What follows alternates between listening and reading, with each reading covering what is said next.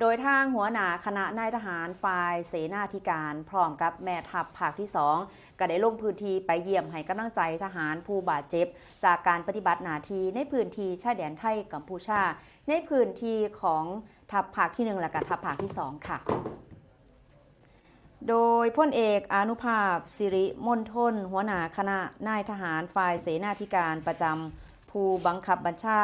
พร้อมด้วยพลโทวีรยุทธรักษิณแม่ทัพภาคที่2เดินทางเขาเยี่ยมให้กำลังใจทหารผู้ที่ได้รับบาดเจ็บจากการปฏิบัติหน้าที่และการสู้รบเพื่อปกป้องอธิปไตยและความมั่นคงของชาติในพื้นที่ชายแดนไทยกัมพูชาในพื้นที่ของกองทัพภาคที่1และกองทัพภาคที่2ในการเยี่ยมในเทื่อนี้ทางคณะผู้บังคับบัญชาก็ได้มอบกระเช้าและก็เงินบำรุงขวัญเพื่อเป็นการเสริมสร้างขวัญกำลังใจให้แก่พลทหารที่ได้รับบาดเจ็บพร้อมทั้งเข้าสอบถามอาการบาดเจ็บและก็แนวทางการรักษาความคืบหน้าการฟื้นฟูร่างกายของทหารแต่ละนายอย่างใกล้ชิดโดยได้ให้กำลังใจนายทหารทุกนายและก็มุ่งมั่นที่จะดูแลสุขภาพทั้งร่างกายและก็จิตใจเพื่อให้สามารถฟื้นโตกลับมาแข็งแรงโดยเร็วโดยเน้นย้ำว่ากองทัพบกจะติดตามอาการของทหารผู้ที่บาดเจ็บทุกนายอย่างต่อเนื่อง